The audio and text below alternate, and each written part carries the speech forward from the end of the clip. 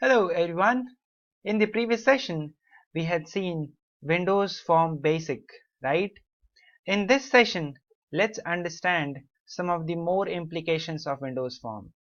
So already we had gone through how to run Windows Form, how to import the controls in Windows Form, and what are the basic things, right? So today's session, let me just increase the font size so that yeah. So I have this code. Now you see, sometimes what will happen basically by default, or somehow by mistake, you double click in the controls like this. If I double click here, the events get generated even though I don't need this event right now. So what will happen, so when you generate event, what will happen, you don't need this event right now, but by mistake you did this, right? So when you delete this here, you will get basically one error. See here, what this error says, that there is an event which is basically fit, or which is basically imported in form1.designer.cs. So until and unless you don't delete that event, your project is not going to work. So what do you have to do? You double click on this error. When you double click, it will show you where exactly is the error, and where exactly is the error. It is inside the form1.designer.cs. So you delete this entry from here also. Once you delete this from here, your project is going to be succeeded. You're going to be build it successfully. So now there is no problem. So keep that in mind. Whenever there is an event error, what you need to do, double click on that event to get into the form1.designer.cs, and then delete that entry from this page, for the safe side. So what exactly you can do?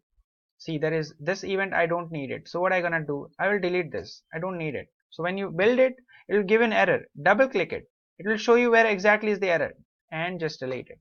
There you go. It's simple, right? Okay, now this is my fresh page. So I will delete these controls too. I don't need it right now. I have this form 1 blank. I don't have any control. So in this session, what we're gonna do, we will not go for any drag and drop system. Okay, we are not going to drag any controls in my design part. I don't need that. Okay, I will not drag and drop any control here. We will go by dynamic creation of control. Okay, we will write code for the control, and it will automatically dragged, or it will automatically generated at the runtime. So we want that type of thing. Okay, so I have this code here. It's completely raw. There is nothing inside the code. So I will generate only one event, and that event is whenever this form is going to be loaded. Okay, whenever this form is going to be loaded. So when I run it, see here, when I run it, this is basically it's not loaded event, but it is it's coming. Okay, it's run, but I need whenever this form gets load, I want to generate some control. Okay, and that we want. So to generate an event, what type of event we need? A load event. So select this form, press F4, and go to this sign event, click here, and there is this load event. Can you see this? Load. Okay, see here, load. When you double click on this, it will generate the load event, form 1 load event. Okay, and inside that I need to do something, and I'll do something like this. Okay, so let's say I want to, whenever the form gets loaded, I want to show some message box. So what I can do, I will simply write message box dot show, and the show method, what it needs string text. So I'll simply pass the string, welcome aboard. Okay, so this is my method. So this is my string, and when I run this, you see, whenever it gets form loaded, okay, its form is not going to be loaded first. What happens, your message box is going to become. Okay, so it's inside the form load event. So message box is going to be pop up, and when I click OK, then your form is going to be show. See here, see. So inside the form load event, I have a message box, which is, it comes first, and then when you click OK, and then your form is going to be loaded. Okay, so this is how it works. So so you understand how to, how to work with message boxes. There are so many things you can do with message box, but right, this is the pretty simple one. Okay, now let's say the requirement is I want to import one text box. Okay, I want one text box dynamically. I don't need to drag and drop into my form. I need dynamic text box. So whenever I run the program, the text box shows up. So I'll delete this message box. What will happen, otherwise what will happen, every time I run, message box will pop up, and then when I hit OK, then form is going to be open. So I don't need that kind of thing. Okay, I'll delete it. I need text box at the runtime. Right now when I run this, there is nothing inside the form one, right? So the next time when I run this, I need a text box shown up here. Okay, so for that, you need to call text box, and you see this text box is basically one type of class. So whenever anything is there, is anything like class, you can create the instance of that class. So I can easily say text box t equals to new text box. Okay, this is my instance. Okay, so this text box is my class. You can see it is coming from system.windows.forms.textbox, and from there it is coming, it is basically class. So I can create the instance. So I create the instance as t, and I said new text box, my constructor here. Okay, then I need to, I need to put that text box into some precise location, right? So when I run this, see, I need to put that text box into some precise location at here. So I need to give some location, or I need to give some dimensions where exactly this text box is going to be reside. So I will give some dimension with the help of this line of code. I will say t, that is my text box, that variable, dot location, and then I'll say new point. And this point, this is basically point is a class, and it needs what it needs. They have 4 overload method. It needs x and y. This is my dimensions here. See, this is need x and y. So I will say 140. These are my dimensions.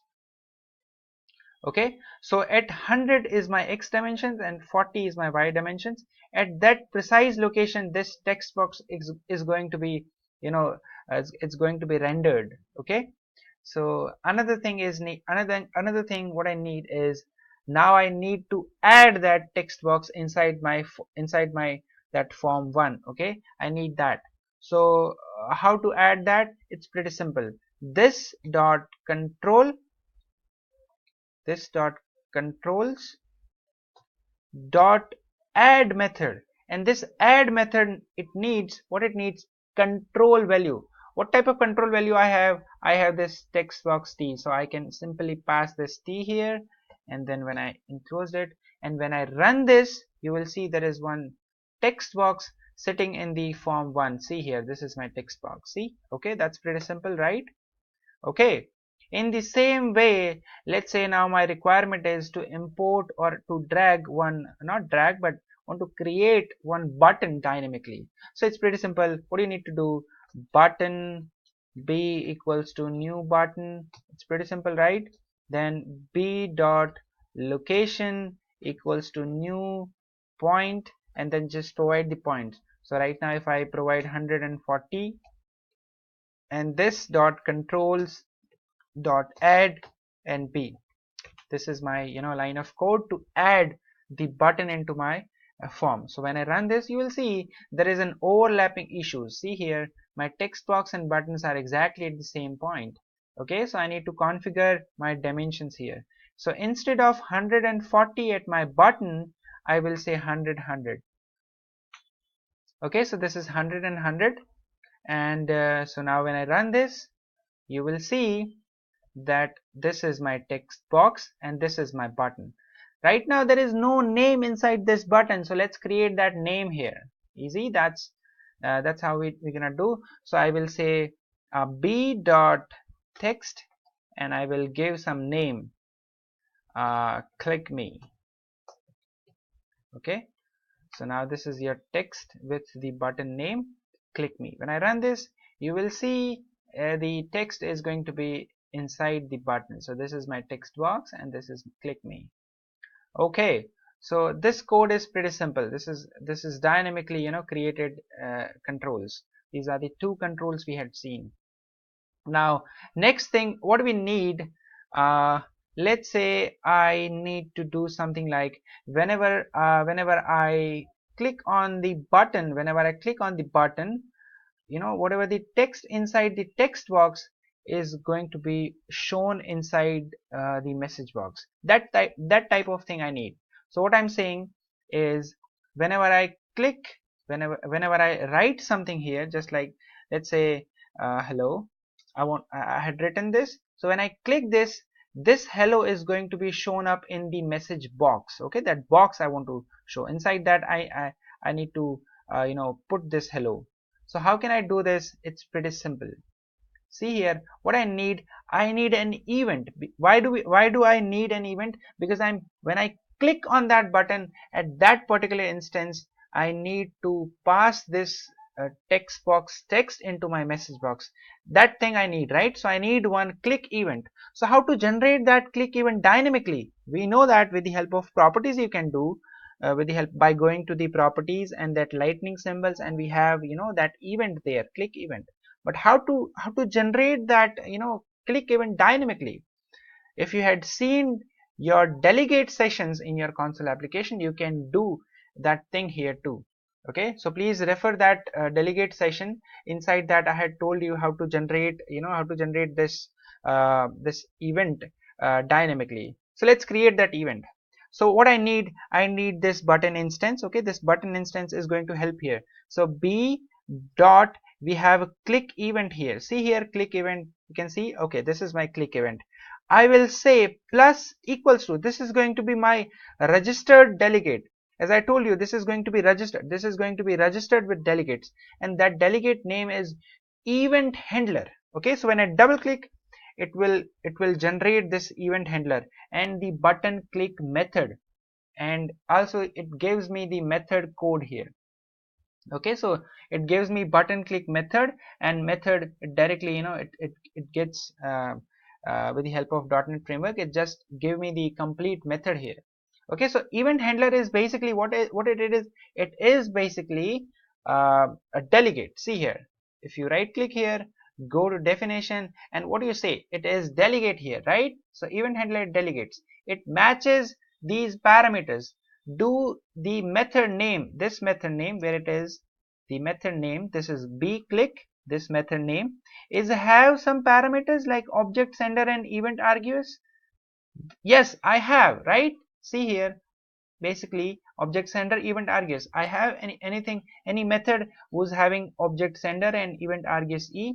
Yes, I have. See here, b click, the same arguments I have. So this delegate is going to pass now. Okay, so event handler is your delegate, you understand, and it will matches with the parameters of my method, that is b click, and parameters are right now matched and they are similar. So I can now work with this method. Okay, so it's a special kind of method calling, right? So we had seen in the delegates that how delegates work, and it's a kind of special kind of method calling.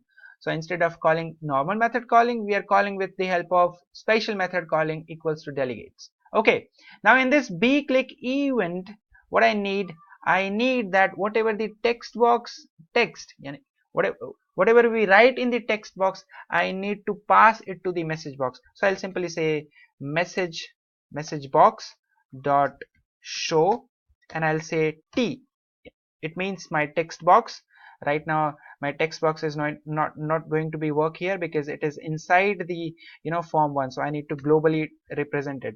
So I'll pass it over here, and then I'll simply say t dot text. That means I'm passing the text box text inside my message box. So now when I run this, you'll see I'll say hello. This is my hello, and when I click it, you will see there is a message box with the hello with the same string. Okay, so this is how you can work with Windows Form, and you can generate dynamic controls with the help of these kind of code. Okay, thank you so much for listening.